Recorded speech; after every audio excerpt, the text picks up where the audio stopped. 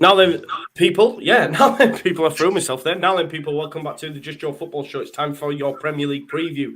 You will notice that we have some they're not new faces, some returning faces with us tonight because, of course, Corey and Locks, and I don't know what Matt's actually doing, to be honest, because they're not in the Europa League conference. But yeah, the rest of the lads are enjoying European football, which, none of us had the luxury of having at this moment in time. So I drafted in some top guests for you, and quite like prevalent. Is that a right word? I can tell I've been going to uni. Prevalent like guests right now in the obviously Frank Lampard and Everton and yesterday's results. So why not reach out to Mike? Oh, to be fair to you, Mike, just to bring you in. I don't know if I'd have done it if I were you. Like I'd have gone, nah, mate. I'm switching off for a couple of days. So fair play for coming on, mate. I owed you, mate. I let you down last time. Yeah, you're a good man. Man of his word, aren't you, mate? You're a good man. How are you feeling anyway? Okay? Terrible. I'm not swearing. Terrible. Yeah, mate, I feel lost. I feel completely disconnected from my football team. I feel like I've never felt like this about football. It's the worst feeling in the world. Everything else in my life is fantastic. But literally, it takes 90 minutes to completely destroy your life, it appears, every single week. So, yeah, mate, look, I'm absolutely over the moon. Yeah, buzzing. Yeah, good. Great stuff. Well, we will get some more. We'll get more in depth, you know what I mean? Just to worsen that pain a little bit more. We'll get more in depth. Little flavour of what's to come. Yeah, a little flavour. We've got the returning Kendall as well. Kendall, Newcastle fan, big Newcastle fan. How are you doing? All right? Yeah, I'm good, thank you. And honestly, hearing Mike say that, we've all been there. We know that feeling very, very well. So yeah, I fully feel you on that one. I want to laugh, but I don't. I don't want to laugh at you, Mike. But like football banter, you want to laugh at teams, but like I can't let you make this feel like, oh God, we've been like I fully feel it. Like honestly, it is the most deep, like depressing thing ever. But I mean, to be fair, we are all still really there. We are still a bit in the mix. But yeah, other than that, I'm quite good. I'm looking forward to being back at St. James's because it's been 6 weeks. So yeah, it'd be nice to be back tomorrow. Good. I'm glad you are here with us, Kendall. What I will say, people, as well, we do have both Kendall and Michael at the Blue Boys Network's channels in the description. If you could go check them out, drop them a follow, it would be greatly appreciated. We've got Oscar as well. I haven't seen you for a while. It looks like you haven't seen a barber for a while as well, mate, with that new do. What's going on there? I've just let it grow for a bit, I'm doing better than Mike by the sounds of things, to be fair. I'm doing better than Mike, but we've all been there, as Kendall says. I mean, to be fair, with what Mike's saying there was pretty much how I felt after that Tottenham game. Obviously, Bielsa's last game, I was on the floor after that. I just felt, how do we get ourselves going after that? But look, it's a strange thing, football. Everton win against Man United. And look, Man United aren't the most reliable team in the world. Everton are good at home. Mike could be feeling totally different in a week's time. This is how quickly things can change. I mean, Newcastle, I had in my head Newcastle were pushing for mid-table, possibly even kind of like top 10, 12 maybe. But yeah, it just changes very quickly, doesn't it, football? So, yeah. But at the minute, feeling okay, mate. Bit frustrated on Saturday against Southampton. I thought it was a game we could have won. But look, the Watford game's massive now for us. Yeah, it is, mate. You're right. And I agree with you on the Newcastle thing as well, because it wasn't until Sunday where I looked at the table after obviously Newcastle had been beaten and I was like, oh, wow, we're just a point behind them. Like, how did that happen? Because it was only 4 behind Brighton all of a sudden. Yeah. It's mad. It's mad. I love this from Steve. Look, wow, it's a proper misery quadrangle tonight. We all know pain. It is that. It's been a pretty woeful season, although maybe little bright spots here and there. But yeah, it's been pretty woeful. I would argue as well, Oscar, maybe the Villa result after we got battered 3-0 under Jesse. Yeah, to be fair, that's actually, I was thinking that, just as I said, Tottenham thought, actually, that was only the second worst.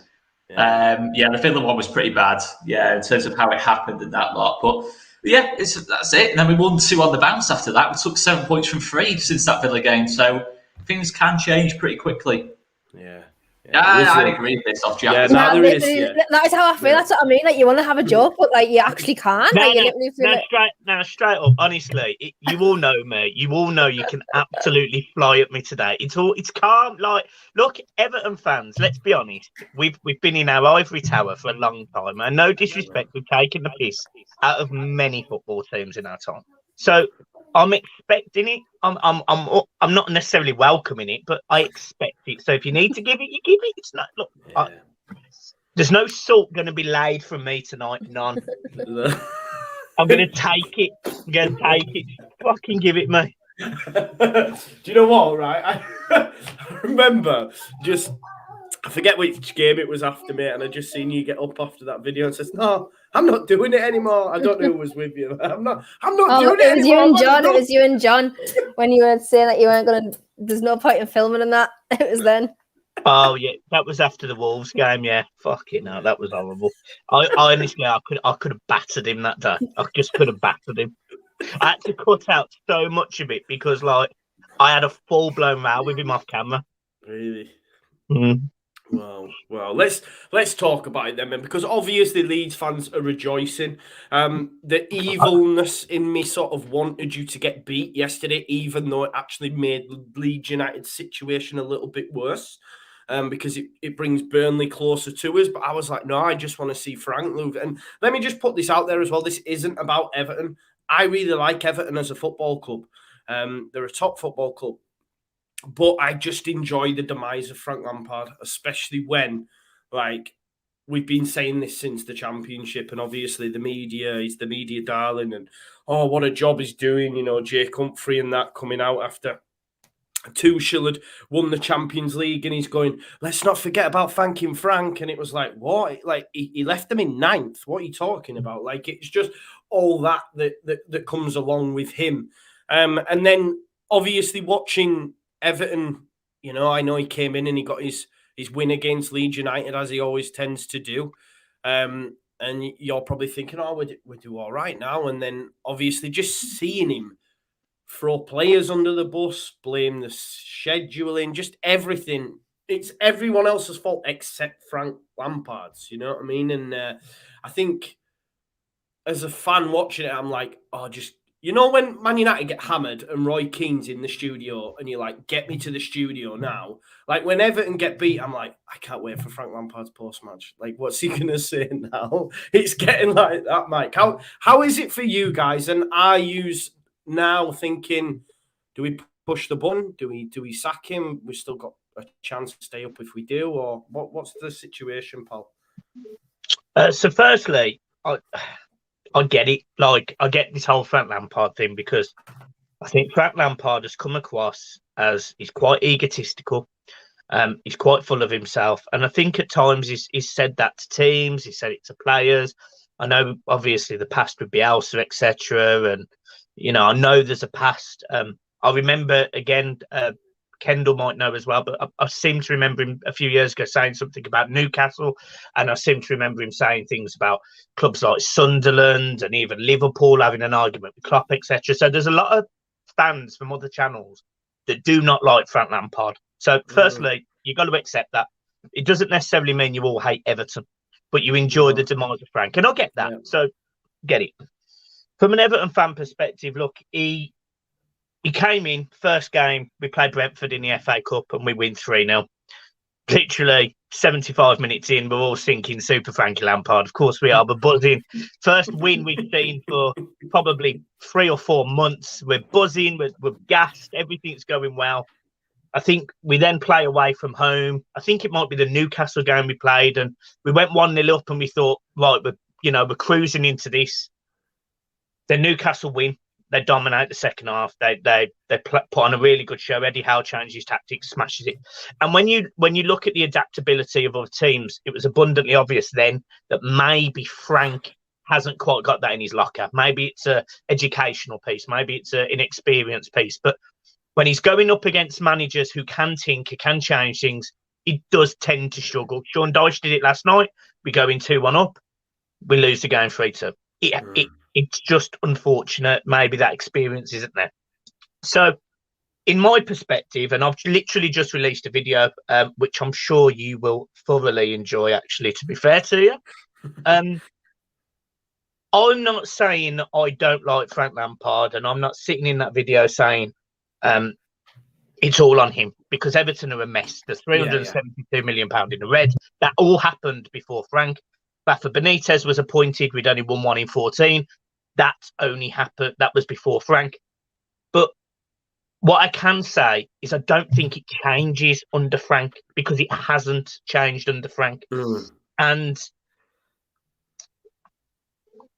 if it takes an Allardyce, if it takes somebody to all of a sudden try and get draws away from home against, I mean our running's ridiculous, but a Liverpool or an Arsenal, then for the sake of Everton Football Club and the fact that they've been in the Premier League or the top flight for 70 years and have played more games in the top flight than any other club, you have to do that decision. You have to pull that trigger. I truly believe, though, if it is a case of we're all right, we've got a plan, we go into the Championship and we come back up, then I think he'll leave it with Frank. So it really does depend how shit or bust it is. But at the minute, I'm not enamored with Frank. I'm not going to lie to you. I'm not happy with his tactics, his substitutions. I don't get them. So a change is needed, potentially. I thought he was coming in background there, mate, as the door like slowly opened. The dog's come in, left all the... I've got to shut that now. Hang on. You'll get a He picture just of that. really slow. I was like, oh, what's going on? Brilliant. Yeah, look, I do enjoy it. Who was that we're chatting to today, and we were talking about Lampard, and just when he made that comment to Liverpool and Klopp that time as well, when he was like, oh, you've won 1 title and you think you're Billy Big Boss, and it was just so embarrassing, man. It's like, what are you doing? It was like 4-0 down as well when he said that. Yeah, it's mad. Oscar, how's it been for you? Are you enjoying it, mate? I know you live in Southport. You've got a lot of Everton supporting friends as well, mate. Yeah, family. A lot of families Evertonian. They weren't particularly happy with Lampard in the first place. It just isn't really, for me, it's not even talking about tactically. I think it goes beyond tactics. I just think in terms of personality, I don't think he's a great fit for Everton. Mike might disagree with me. I don't think he's particularly the best of fits in terms of how he manages. You know, in terms of, you said before, Joe, that he does tend to throw players under the bus. I think some of his man management's been really, really strange with certain players. I mean, Demarai Gray. I mean, Mike, what's happened with Demarai Gray? I mean, he started the season fantastically. He seems to have just completely disappeared. He doesn't even seem to get in the squad anymore. Andros Townsend, I think, still your top scorer. Obviously, you've got Calvert-Lewin, who's like, I think he's spending more time on promoting stuff, isn't he? Let's be honest, at this moment in time. I mean, that must be hard, Michael. I know he's been getting a bit of stick on social media, but it must be hard as a football fan seeing your talisman, if you like, if you could call him that, because I know he's had a poor season, on the front of like major magazines and stuff, when you're like, we're in a dogfight here. You're like, what are you doing? Especially when, like, this is a good comment, AVFC85. Like, why wasn't Duncan Ferguson given a chance? Like, what's the deal there? Why has he never actually took the reins? Would you get rid of Frank and give Dunk it? Like, what? It's a difficult debate. I would have had no problem with Duncan coming in. I equally had no problem with Lampard coming in. Lampard, and Oscar, and you obviously your friends who are Everton fans will disagree with my comment here, but Frank, his mentality was exactly, in my opinion, what Everton needed, which was somebody who knew how to win, somebody who would absolutely have the bottle to throw some of these players under the bus. Because let's be honest, some of these players have been paid ridiculous amounts of money with huge transfer fees, and absolutely should know that Everton fans don't accept it. Like, we do not accept this. Like, there is no way that with the squad and the money we've spent, we should be 18th or 17th in the league. But the facts are, we are. So there's no, some people have got to get off their high horses and stop believing that they are what they are. The problem is, I also think that might also be a case for Frank, because I think Frank is probably above his station a little bit as well. So it's really difficult for me to sit there and go, I would have chose this manager. I would have chose this manager. At the time, the two choices I would have gone for was either Wayne Rooney or Frank Lampard. And I wasn't bothered either because I don't think either of them was a great option. We just had no other options. But Mike, what I'd say, I know what you're saying. I think there's a lot of players at Everton who are on ridiculous amounts of money, paid crazy transfer fees for. That's not Frank Lampard's fault. I'm not saying that. I mean, Alex Iwobi's probably one of them. What, if you pay 40 mil for Alex Iwobi? It just seems strange to me that Lampard's. I might be totally wrong on this, but I get the impression Lampard doesn't like Andros Townsend. He doesn't like Damari Gray. But I'm thinking, in terms of Everton's start of the season, that first 2 months where Everton, to be fair, you were kind of like 5th or 6th in the table. Damari Gray and Andros Townsend look like 2 of your better players. So I'm thinking, I get it in terms of dropping the players who are underperforming, but do you kind of see what I'm saying? It just seems a bit strange to me. That Mike reminded us in the comments one night that we'd hammered Damari Gray and Andros Townsend as well before in terms of signings. He came back for us, and now I'm like, how are they getting on now? May I add two players that Rafa, well, one player that Rafa had and was very good under Rafa, and another player that Rafa tried to sign 3 times for Newcastle United and didn't end up getting, and they both seem to have their tip of form under Rafa. So I do get like what you're saying about like Lampard, because I disagree with Mike. I personally don't think his mentality is good enough for the Premier League. I don't think he's a good manager at all. I don't think he's a good coach. I don't rate Lampard 1%. Like, genuinely, I don't. I've never made that. I've never hidden that fact. I think he gets jobs because of who he is. I think he got his first job based on the fact that, well, we all know that Harry Redknapp is his uncle.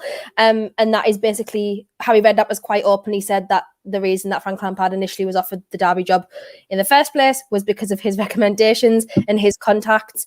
And I don't rate Frank Lampard at all whatsoever. I don't think he should have come in to an Everton side that were already struggling, that were already on a negative downfall, if you will, under Rafa. I think you needed someone like, I would have gone for Duncan Ferguson at the time. I think Wayne Rooney's okay where he's at. I think he kind of wants to see that job out at the moment. I can see Wayne Rooney managing you guys in the future 100%. But I think you needed Duncan, and that is personally what I think. Because he, in my opinion, the way Duncan is, we've seen in the past. I know as a Newcastle fan, I know how Duncan Ferguson is in general, and I think he would have been the one who was just like, nah, you aren't good enough. Your mentality's not good enough. You're not playing for the shirt.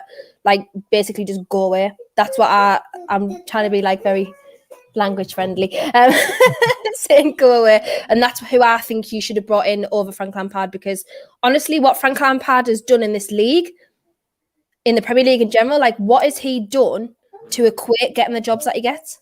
That's what I never understand personally, like from my point of view. He turned down Palace as well and said Norwich was not big enough. He said loads of stuff. Will be in relegation trouble or something. So I think apparently it was something of those lines or something. I read it somewhere. He thought there'd be in a relegation battle. But another thing I'd question, Mike, is that when Lampard signed, I'm not sure if it was the day after, Dele Alli turns up, Van der Beek turns up.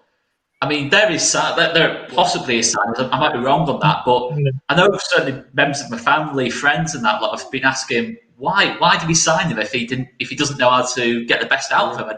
Has Ali started 2-3 games tops? No, he hasn't started, has he? No, he hasn't started. No, he's just been coming on for like cameos and stuff. Yeah, couple of minutes. I think. I mean, how can I? 17th in the league. How can I sit there and argue with any of them comments? I can't. Damari Gray and Andros Townsend, even under Rafa, they went terrible. Like, they went terrible. They deserve to be dropped. Townsend had an injury. He's now injured. He's done his ligaments in his knee or his ankle, and he's out now for the rest of the season and probably next year. Damari Gray has been coming back into it, and he's looked promising at times, but there's very little end product, which was his issue at Leicester. So they've been dropped. Anthony Gordon stepped up as a youngster, so he sort of replaced them.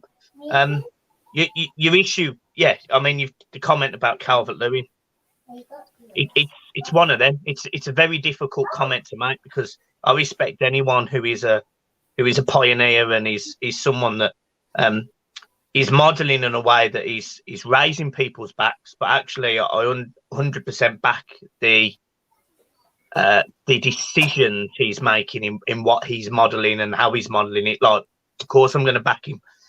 My issue is I want to see 100% like on the pitch. I want to see 100% on the pitch. So I'm not seeing that. So for a start, he wouldn't start for me. If I was the Everton manager, he wouldn't start. My front three would be Damari Gray, Anthony Gordon, and Richarlison. That would be my three.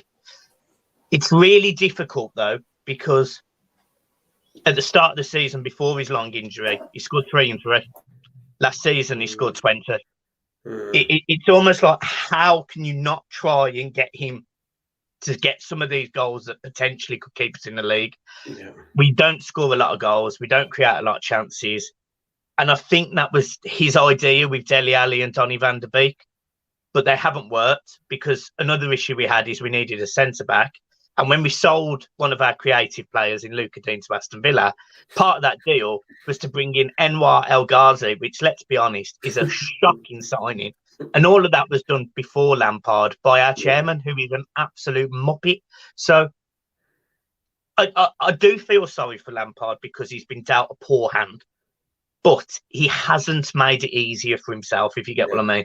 Yeah. So I respect every decision. And look, the point that Kendall rightly made on Duncan, how can an Everton fan argue with that? I'd happily have give it to Duncan. No problem. There would be no criticism of him. I'd give it to Duncan over Rafa in the summer. No problem. And if at January we were struggling, I then would have looked to bring in a manager. But the facts are, we started really well. We were literally 1 point away from our best Premier League start, and all of a sudden it fell off a cliff and we never recovered.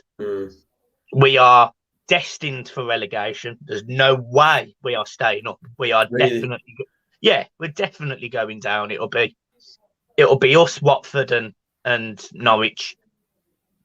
Wow. And it is what it is. But I could have told you we were getting relegated after the Wolves game at home 5 games ago. So this has been on the cards a long time. I think for me, Mike, I remember looking before you played Wolves and Newcastle at home, right? And I kept saying Everton's home form will keep them up. Everton's home form will keep them up. And I actually said I fancied you to get 6 points. I genuinely said you beat Wolves and Newcastle and you'll be all right. And then you lost them, and then you look at your home games that you've got left. Because away, you ain't getting any points. I mean, Sean Dyche's comments made that. He said, look, they don't know how to win a game, and look what happened. You crumbled. You lost the game on Wednesday. So you sort of away games you could sort of write off. But even your home ones now, it's Man United, it's Leicester, it's Chelsea. I think it may be even Arsenal, or Arsenal might be away. I think Arsenal's away. But you've got even the home games you've got are against top sides. Like, are you expecting anything from Man United at home on the weekend? Or No. I expect nothing. I don't expect to pick up another point this season, because with the other 2 games that you didn't mention were Palace and Brentford. Brentford have just gone to Chelsea and won 4-1.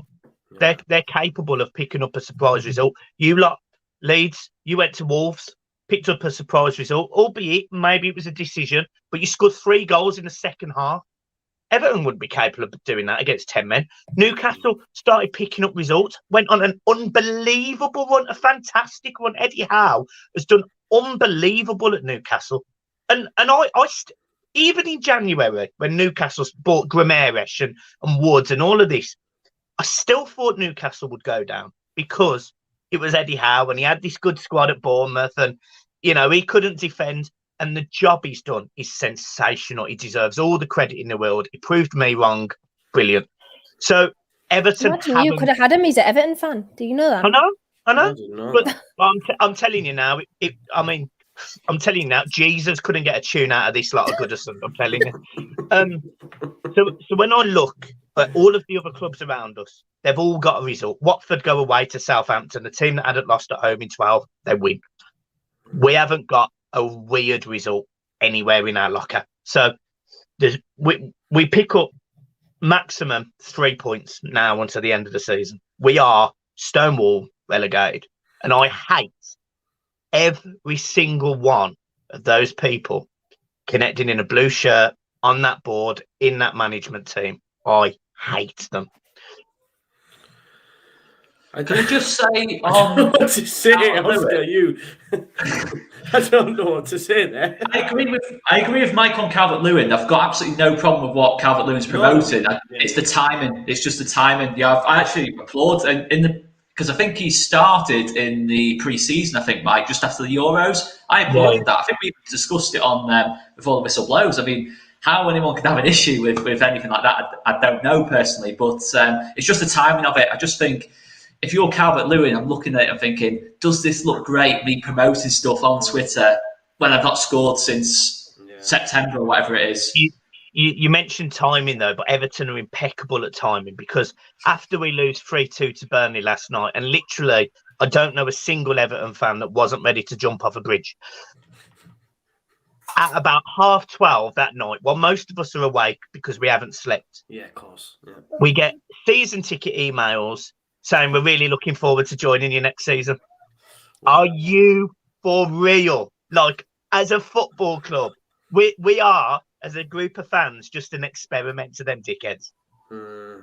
Mike, would you say, I think Carragher said it, I think as well, knowing a little bit about Everton in terms of on like the inside and that lot, from family and that lot, you probably are the worst run club, certainly in the Premier League and Championship right now. I'd probably say it's not a hot take that. I think you genuinely are just appallingly run by the board.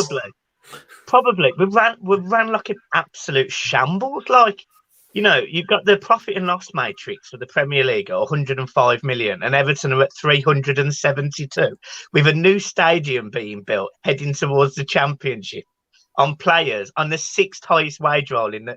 Honestly, Everton's biggest issue is if we go down, we get spanked with the EFL, which is worse than the Premier League, by the way. You might start off with like minus 12 points, hasn't it? Honestly, we'll be, as soon as Farhad Mashiri says, I'm not losing any more money, we'll be in administration. But we will, honestly, we will be Portsmouth.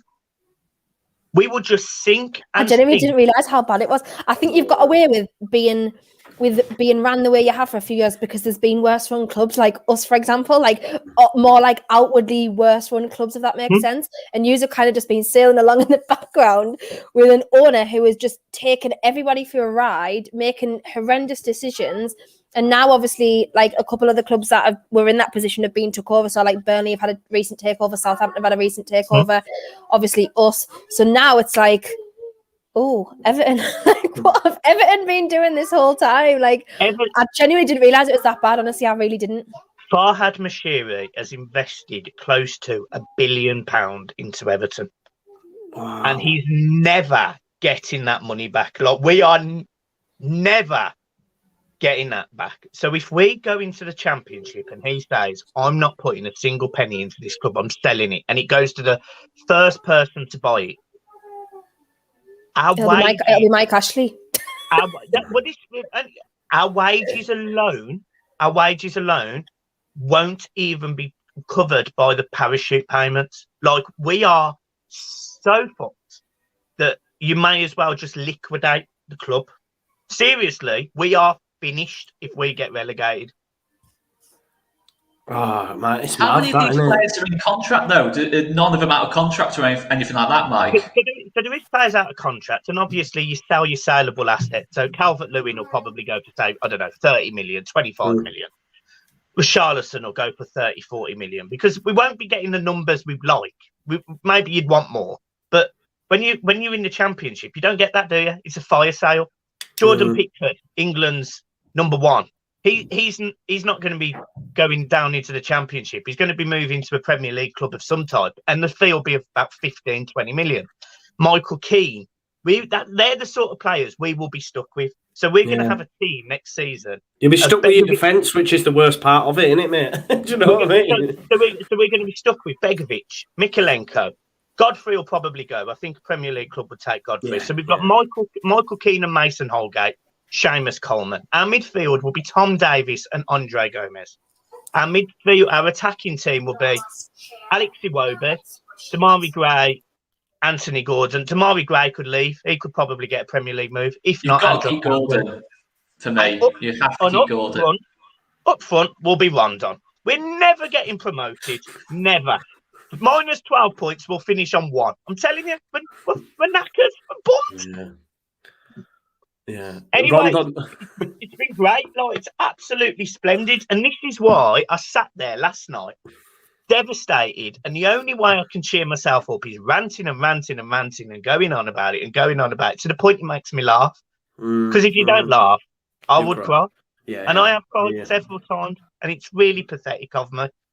And I get really hyped. I get really over emotional. And I mean, Kendall probably won't like me mentioning this, but the Newcastle game, it meant, for that small moment in time, it meant so much to me until we then got battered the weekend after by Palace in the FA Cup. And you sit there and you just think, what's the point? Like, that Everton result, I cannot explain that. That is going to sit with me at the end of my days. Like I will be on my deathbed, right, in however long, God forbid, like 70 years, I hope, right? But I'll be on my deathbed and they'll be like, oh, what do you regret about your life? And I'll be like, that fucking 1-0 Everton result. I'll literally be if it's any consolation, Kendall, I mean this. The one that I remember is when we were 2-0 up at 93 minutes and you drew the game. So I'm with you. Florian Lejeune, 2 goals.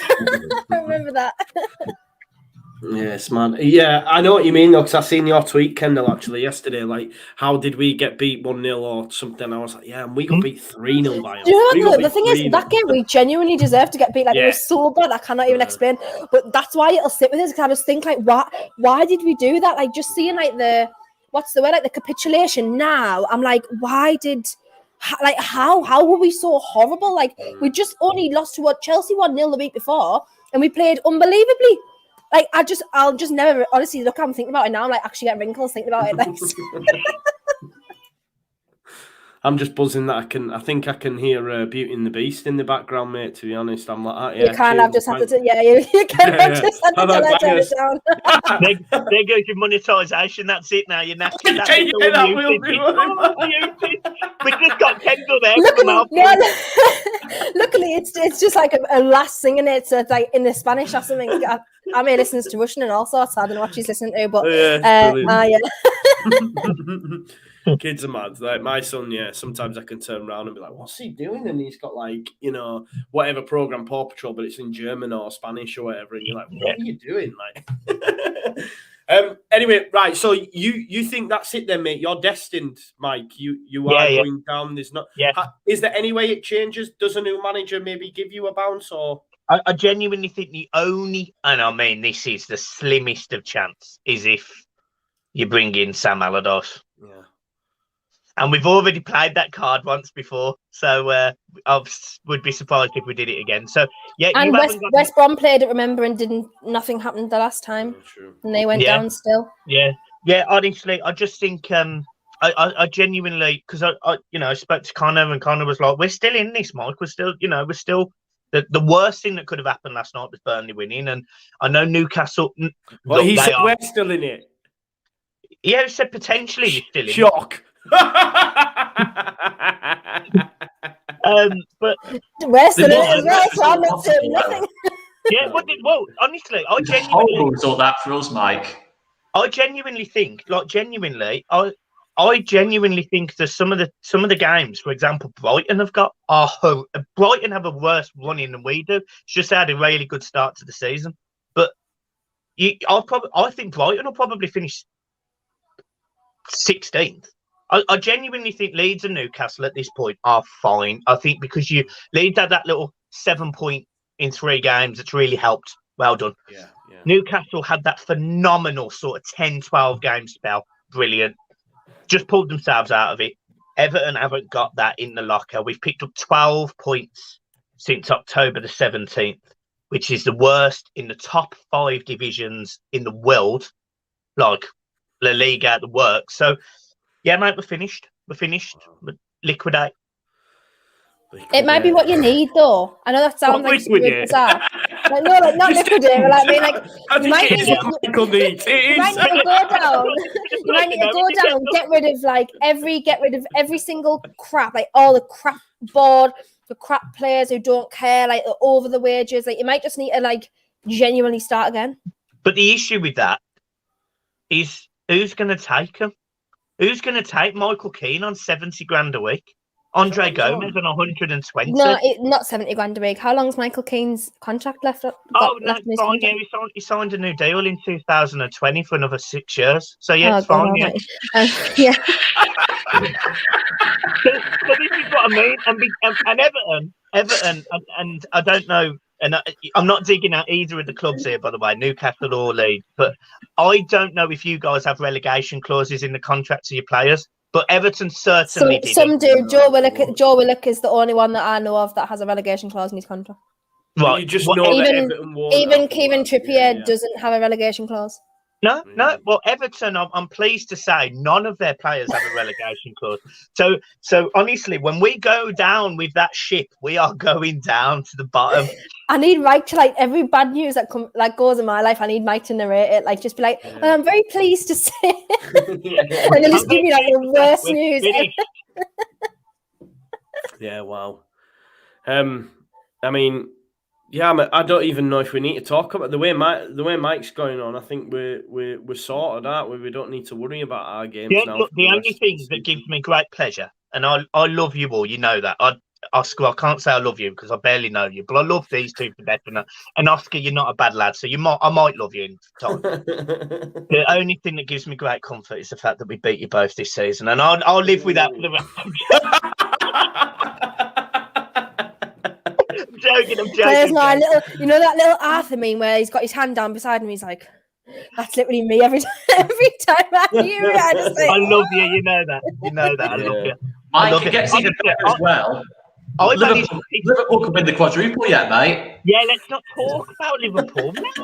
No, honestly, I managed to piss Kendall off so much that she unfollowed me on Twitter. I forgot about it till today, right? And then Joe tagged you in it, and I was like, shit, I forgot I unfollowed him after that loss, right? Because he literally tweeted, lol, because I had tweeted something about it. You retweeted me, so I got a back. Lol, and then when he retweeted me, he said lol, and I was like, oh, I'm unfollowing. So I was so angry. I was like, so mad. And I was laughing because when Joe tweeted me like, oh, Blue Boys Network, I was like, shit, I forgot to refollow him, so I followed him back today. Hopefully he wouldn't notice. all jokes aside, like, look. It's always just banter, and I've got all the time in the world for you, Joe, and Kendall. I've got all the time in the world for you. You know that. So, it's just banter, innit? So yeah, I'll unfollow you both, and then I'll follow you straight back. Right? I deserve it. Brilliant. Well, we will move it on, Mike. I know you said you want to, if you need to shoot and that, mate, I understand it. What's the next topic? Is it Liverpool? No, we're gonna leave that. We're gonna leave that for a bit. Good choice. Yeah. Sounds. Go on then. Let's get into the next one then. Cool. Right. Well, we were going to chat Newcastle. Kendall. Obviously, I think it lost the last 4 now, and like me and Oscar was saying, I think you're only a point above Leeds now, and I'm thinking, oh wow. So how is the I guess the Newcastle camp? Are you starting to worry about relegation again? Because I guess you were thinking, yeah, it's not happening now. It's in the rear view, but 4 losses in a row. Is it a little bit worrying? I think there's probably only 10% of the fan base who was actually like, oh, well, I'm very sorry you can't hear Beauty and the Beast. You're demonetising these videos. Tell her she owes me some pocket money. I'm fuming. You have to give Joey pocket money. So I think there wasn't much of the fan base who was seriously thinking that we would genuinely stay up. I think like there's just Mike Ashley PTSD still there. Like we're still concerned that we'll get dragged into it. Obviously, lo and behold, last 3 games lost to Everton, lost to Chelsea, and lost to Tottenham as well, which hasn't helped. That Tottenham game was like a capitulation of the worst kind I've ever seen. It's probably the worst I've seen us play this season, and that is saying something. So we're still worried, obviously. It still can be dragged in it at any time. I know there's a lot of people saying, oh, you'll be fine. You'll be fine. Yeah. Basically, the bottom 3 is gone now. And I think, you don't know Newcastle United if you genuinely think that we are fine, because we always make it harder for ourselves. Obviously, context a little bit, we did play 3 away games in 10 days. which wasn't helpful. No, like we literally travelled like over 1,000 miles there and back. So it wasn't great, wasn't ideal, especially when you're not at home. And basically, as everybody knows here, the fans at home usually, especially for us this season, have been absolute, after the takeover, just been massively improved and massively helped. So yeah, got a couple of injuries going into tomorrow, which never helps. On top of the injuries that we've obviously already got in Trippier, who was basically our best player for like till beginning of February, then was out again.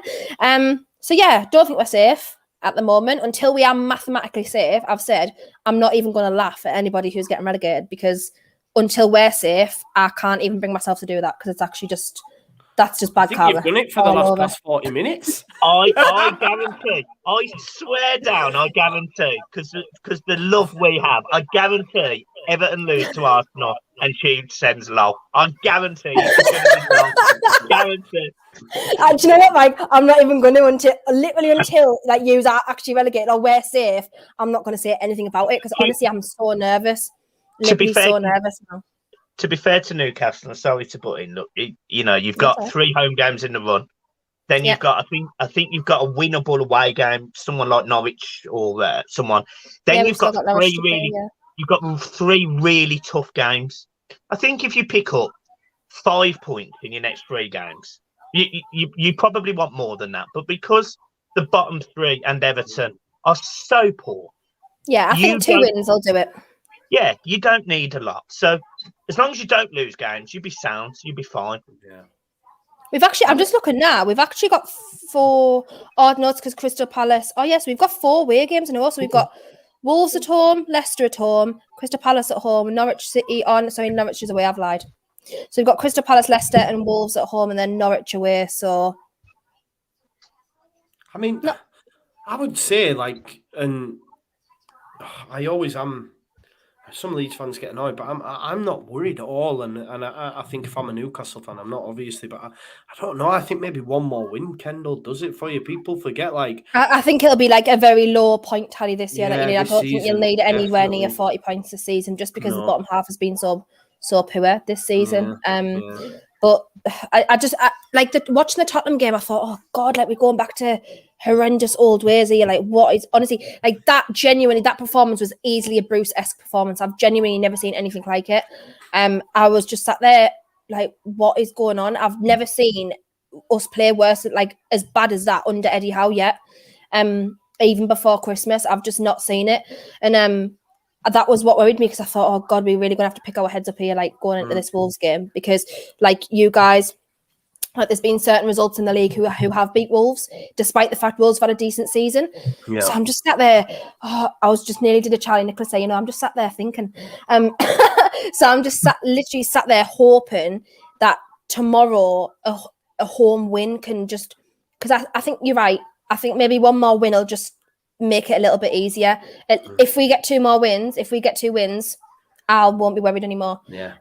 But whether or not that's going to come in, in consecutive games is a different story. But yeah, I'm actually looking forward to the game tomorrow. It's like 6 weeks away from St James's Park is mad. So, haven't been for a long time. Yeah, it'll be quite the atmosphere, no doubt. I don't know if you've enjoyed I've absolutely loved reading the comments between Sunderland and Newcastle fans after this Sam Fender concert.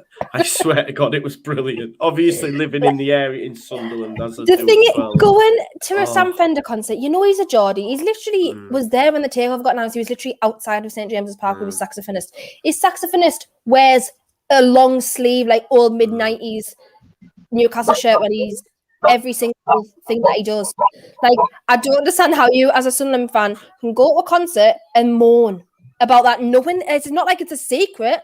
Like, literally, you literally know that that's what it is. And then the Sunderland fan guy did he does a podcast, and he literally did a thing. And he was like, "That's Sam Vender. That's Sam Vender." I was like, "Oh my God, that is honestly the fume that has been going around the social media the past 2 days has been unbelievable, absolutely unbelievable." And you don't get much chance to have crack with Sunderland fans these days because a bit irrelevant. So yeah, don't get much chance to have a bit cracker than these days. Yeah, man, brilliant. Mike's left us, people. He's as you could see, I think he has anyway. Yeah, he has, right? Yes, he has. What a guy coming on during this period. I don't think I could have done that. Like, if I was where he was at, I'd have Not gone, a chance. nah, you're not getting me on no show to chat about that. So, fair play. Make sure you go check his channel out, and there's a lovely video he did yesterday after the beat, after they were beat as well, which is quite enjoyable. But yeah, you're right. Sunderland, just on that as well. Like every time I see people obviously living in the air, I always ask him how Jack Clark's getting on as well. He's doing all right actually by all accounts. But Niall Huggins isn't getting a game. Just to update Leeds fans anyway. But yeah, what we talk about Newcastle. Do you think you beat Wolves tomorrow? I don't, because I never go into a game like no matter who it's against. I never go into a game and think we'll win. Because it always comes to bite me on the ass. So I don't think we'll win. I think we could beat Leeds at a push. We've to be at Leeds, Wolves. Done that already this season. I knew that was coming. I do not know. By the way, I was so annoyed. But yeah, if we beat Wolves tomorrow, to be fair, the past about 7 games, aside from the one early in the season, the game before Steve Bruce got sacked and the takeover was announced, we, apart from that game which Wolves won 2-1, we've pretty much drawn about the last 6 or 7 games against Wolves. So it's like one of these games where you go into it thinking, oh, well, it's just going to be one of them boring draws. But yeah, we desperately need that win tomorrow just to help us towards safety, because I don't care if we stay up the season and it's on goal difference, me. I'm honestly not bothered. If we're 17th and it's a goal difference, we stay up, I genuinely don't care. As long as we stay up, that's all I want. Yeah, no, I agree with you. It's just about staying up. And Oscar, I mean, if Newcastle were to lose tomorrow night and then Everton get beat in the lunchtime kickoff, winning that game against Watford would be huge, and we would actually pass Newcastle, which, you know, I said this yesterday on the midweek fix, which is a show I do with Leeds fans, and we were saying, like, if you canvass Leeds fans, 95% of them will say Newcastle are safe, yet we are a point behind them. So, you know, if Newcastle lose Friday and we win, it's all looking good for Leeds United, isn't it, man? It is, but it's a big ask. You know, look, Watford would look decent against Liverpool. I mean, if Hodgson's playing in midfield, I tell you what, did you see his assist? It was beautiful, wasn't it? His curler was unbelievable. I was like, get him a player's contract. What a ball that is. Dear me, if I had to guess what foot Roy Hodgson uses, I'm putting my house on him being the right footer as well. Left footer, culture, left foot. Dear me, but now Watford, in all seriousness, looked good against Liverpool on the counter, especially. I think Jesse Marsh has already alluded to that. Watford are a serious threat on the counter. Sarr, I think, has been really good for him in recent weeks, probably over the season as well. I know Dennis has had a quieter second half of the season. I don't think he even played against Liverpool, actually. They're an interesting one, Watford. Again, they're quite a bit behind Everton and Burnley still. They played a lot more games. So they've kind of got to win this from their point of view. But look, it's an awkward one for us Saturday. It is an awkward one because you can't ignore the next 4 games after that for Leeds. I think it's Palace away, City at home, Chelsea at home, Arsenal away. That's nasty. That's a nasty 4 games. So yeah, there is a bit of pressure on us going into this one. As long as we don't lose, I know that sounds like a really negative thing to say, but as long as we don't lose, Watford can't gain any ground. We'll have another point on the board, and Burnley and Everton will have to win to close the gap. So that's the thing. That's the positive thing for me. Burnley and Everton have got to win games. Draws aren't enough for them at this stage. Draws aren't enough for Watford. And I think that's a positive thing for us in Newcastle. But I'm not going to say even if we win on Saturday we're safe, because I think things are changing so quickly in this league. Look, we lost 6 games on the bounce in February. Let's not forget. After we beat West Ham away and put in probably, for me, our best performance of the season away at West Ham, and then we get beat at home by Newcastle. It kickstarts Newcastle's season. We go on a horrific run after that, and that's the story of it, really. So, yeah, I'm not getting too carried away, but if we get something on Saturday, it's absolutely massive. But, it's just been a weird season, really, because the fact Brighton, we're only 4 points off Brighton. In the head, they're way ahead of us, but they're not. That's the thing. And I just think anyone outside that top 6 is just pretty close together, really. I don't think Brighton have scored in 6 games. No, they missed a penalty as well against Norwich. So, yeah, I think, to be honest, I think it's only Norwich are the only ones that are definitely gone now. I think the rest have still got a chance. I think Watford. I've said Norwich and Watford for a long time now. It's just one of 3, and it'll be. I still think with Watford, the only thing I'd say about Watford is that you've got Hodgson there. In terms of Hodgson and Dyche, I think if you look at Watford's squad and Burnley's squad, they've not really got a chance, have they? But they've got 2 managers there who are super experienced at this. Yes. Maybe they don't play the best football. They really don't play the best football, but they're really experienced in these situations. Hodgson, I don't think so. Never been relegated. I think Dyche has only been relegated once. Kept Burnley up season after season, and just that other night, the Everton game. You look at the quality difference, between the 2 teams. I know Everton, they're not great at this moment in time, but there's not many Burnley players who get in that Everton team. In terms of the quality of the coaches, I think. They're far better coaches than Lampard at the end of the day, and so I'm not going to get too carried away on them. I think Watford will go down, but I'm not going to totally rule them out just yet, because if they did beat us on Saturday, all of a sudden it's really close again, and that's the worst case scenario for us. So I'm nervous on Saturday, probably the most nervous I've been about a game all season, if I'm being totally honest with you. Really? Wow. I mean, I do think it'll be more difficult than what the Southampton were, and I said that prior to Southampton as well. It's just going to be tough to go away against a team that we'll sit in and we might struggle to break down. So we'll have to wait and see. We'll keep our eyes on it, mate, and hopefully we'll pick up 3 points. And then if we pick up 3 points on Saturday, that's me. Then I'm like, yeah, that's us. We're up. Don't worry about it. Thinking about next season. Let's just quickly, because I know if we win on Saturday, mate, I'm going out on Saturday night. I don't care. I'm going out on Saturday night. Liverpool, straight on that train to Liverpool. And that's me. That's me, to be fair, till probably 6 o'clock the next morning, because that would be absolutely massive. Absolutely massive if we won that on Saturday. Yeah, I am conscious as well. This is a Premier League preview, and we've done everything about our sides and relegation, and there's loads going on down there as well. But let's just, before we finish, if we're cool to do that, let's just talk about, obviously for me, the big one on Sunday, half 4. Is of course Liverpool versus Manchester City. Kendall, is this the title decider, do you think? Oh yeah, 100%. I know it sounds like people say that it's naive to think that and whatever. When we've seen Man City, come back from things before. However, I think those 2 teams in the league are miles above everybody else in the league. I think it's like Man City, Liverpool, Chelsea down here. I don't think there's any other team near them 2 in the league at the moment. Liverpool's form is exceptional. Man City are just Man City, serial winners at this point. And yeah, it's going to be the title decider. None of them have got an excuse, because both have had midweek games in the Champions League. So you can't, if Man City lost and weren't in the Champions League, they couldn't say, well, it's because we were in the Champions League. So no one can say that.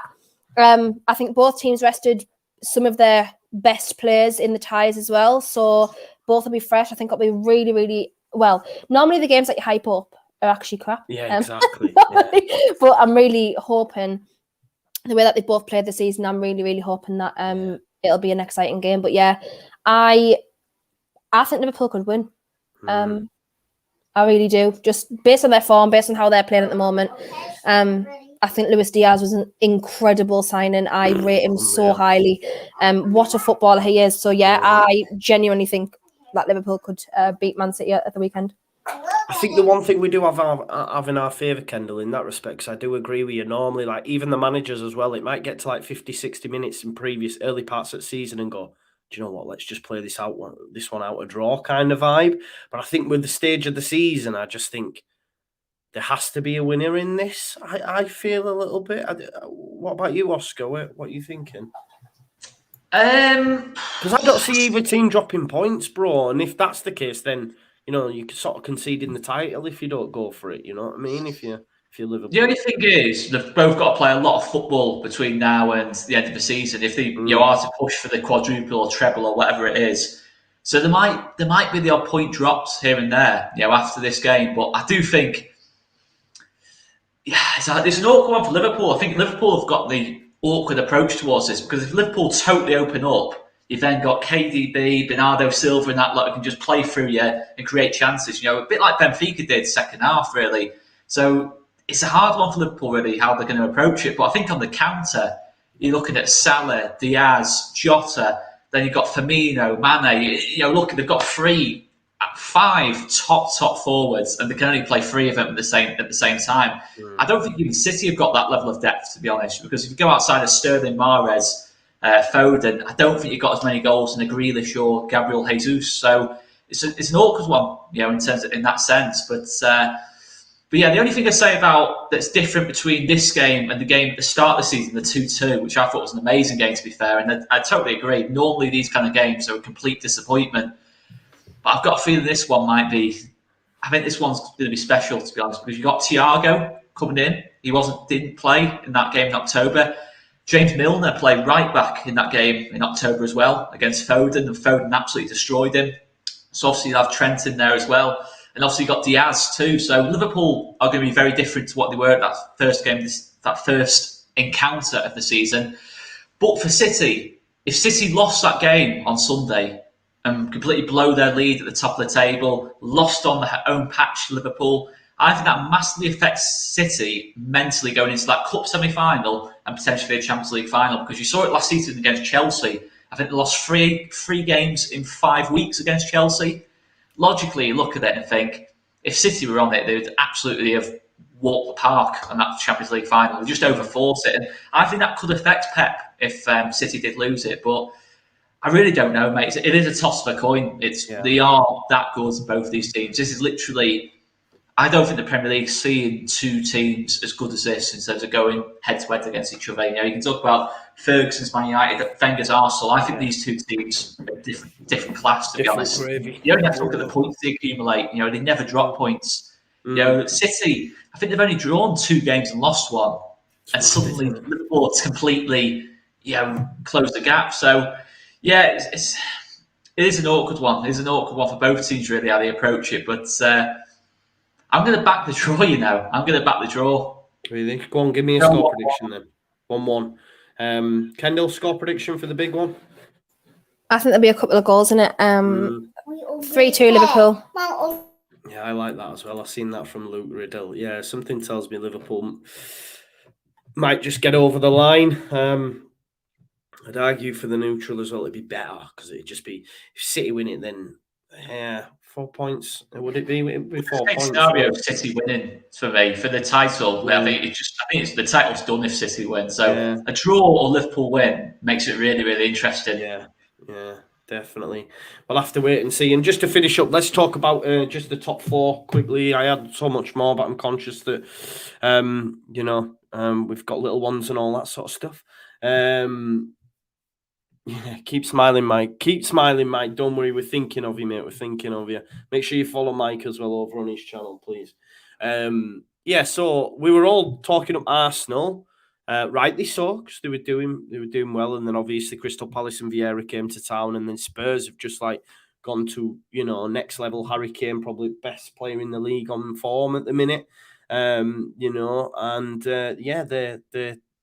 flying, Conte and Spurs. And Oscar, do you think they're in the driving seat now, Spurs, for top 4? To be fair, I think the problem for Arsenal is the injuries. I mean, Tomiyasu's obviously been out for ages. I've massively missed Tomiyasu at right back. Kieran Tierney looks like he's out for the season, and Tavares, dearie me, it was like watching Lawrence de Box, to be honest with you, at left back on Monday night. It really looked, in terms of the drop-off in quality, it was absolutely massive. And I think Thomas Partey's out as well. And then you're looking at their midfield. I think the Arsenal first 11, as I've said many times, I think it is better than Tottenham's. No matter what Matt tries to tell us, it is better than Tottenham's. But the depth-wise, they really are struggling because Sambi Lokonga is going to come in for Thomas Partey, presumably. Cedric Suarez coming in for Tomiyasu. Tavares coming in for Kieran Tierney. Big drop-off there, and that's not allowing for other injuries too. I think up front as well, the Lacazette, I think, is really struggling at this moment in time. We look really at his depth against Palace. I can't believe they didn't put Martinelli through the middle. I thought that was the obvious thing for him to do after half-time. Put Martinelli on in there and just try and get things going. But yeah, I think Arsenal have got a bit of a problem there in that sense. And But to be honest with you, I still think Chelsea can still be caught. I think Chelsea psychologically now, I think really look at their form since January. It's been absolutely shocking, and the games they have won have been less than convincing. I think Kendall referred to before when they beat Newcastle 1-0. Newcastle deserves more than deserves something from that game. I think their only saving grace, Chelsea, has been Kai Havertz. To be honest, I think he's really stepped up, in terms of since he's come in for Lukaku. But yeah, I think Rudiger's been in poor form. Thiago Silva, again, he can't do 2 games in a week for me, as good as he is. I still think it's very open, but I think Tottenham are there, I think you look at Conte, they have got weaknesses. I don't care what Matt tells us, they have got weaknesses.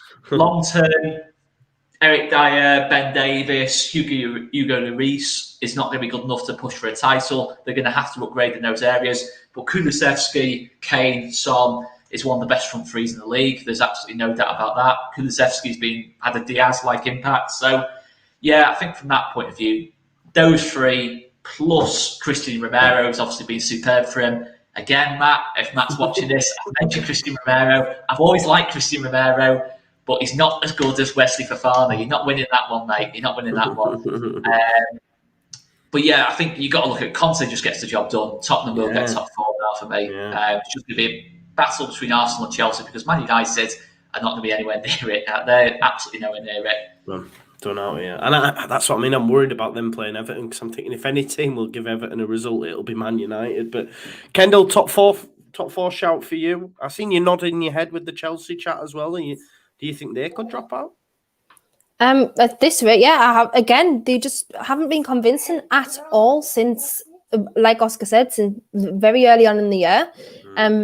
I think the transfer window for them let them down a little bit. Obviously, what they're going through at the moment with sanctions and things like that, it's obviously going to have an effect on everybody around the club. That's undeniable. But prior to even anything like that, they were undergoing some really serious form issues. And when we played them, that it was their first team. We really can't say it wasn't their first team, apart from later on, obviously, when the likes of Lukaku and things come on. But other than that, it was pretty much their first team. And I watched that game and genuinely, I was like, I don't even know what they're doing. N'Golo Kante, who has been basically their absolute diamond in midfield for however long, has literally completed no passes the other night, no interceptions. The stats were absolutely shocking for him and for a person of his level. So obviously the squad's just undergoing some serious problems at the moment. I think they will still get top 4, but they might not even finish 3rd at this rate. Could be Spurs finish 3rd at this rate. I mean, even Arsenal, if Arsenal get past, because they looked really decent, but as Oscar said, they've got some serious injury issues. West Ham have had a decent season, but I think the top 4 as it is now, I think that'll probably be the top 4 that finishes the season. Obviously at the moment. So however which way you want to put it might be Liverpool, Man City, Spurs, Chelsea, we don't know. But I think that'll be the top 4 now. I think it'll be Liverpool, Man City, Chelsea and Spurs. And it'll be interesting because I reckon Arsenal fans will still, quite a lot of them, because they flirted with Champions League for such a long time, will be fuming. But I still respect Arteta and for the job he's done. I think he's still done a good job. But it's not on Arteta for me. If they don't make top 4, it's not on Arteta. No, I know, but there'll be certain sections that will say that they just don't I think if anyone's under pressure, and it sounds mad, but it's just the way Chelsea are run. I think.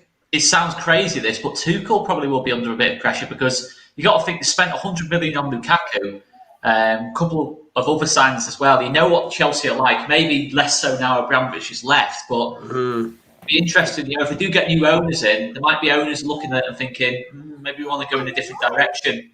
I don't know. What happened? It's the way Chelsea run, isn't it? Yeah. No one has a long shelf life at Chelsea. Yeah. No, we'll have to wait and see with these new owners, see what goes down. But listen, I think we'll bring it to a close. It's been a really enjoyable show. Thank you both for coming on, and thanks Mike as well for joining us earlier on as well. You made us all happy, even though maybe it's all, no, I had PTSD off the time that we got relegated, and I just think, oh god, I felt like that at one point. When everyone was standing on the Time Bridge, chucking their season tickets in the Time Bridge. I remember it so clearly. We were driving back from the game, and I just remember it so clearly. And there was just hounds of Newcastle fans standing on the Time Bridge, just hoying their season tickets off it. So I literally fully fully feel how depressed he is. Like we know, like us lot here know better than anyone. So, For sure. I want to laugh, but at the same time, I'm like, oh God, like we're not even safe yet. Could be us. I know, yeah, exactly. That would be the worst. That would be the worst if it actually flipped on its head. But everyone, make sure you follow Kendall, YouTube channels in the description. Obviously, Oscar at All Leeds TV as well, and Mike at the Blue Boys Network, and follow them on social media and all that jazz. I'll be back in the morning with a little bit of a preview for the Watford game. And I'm not going to the Watford game because it's down south and no one likes to go down there. So I'll be doing a watch along for that game as well. So make sure you join me for that on Saturday as well. And smash the like, subscribe, all that jazz, and I'll see you all in a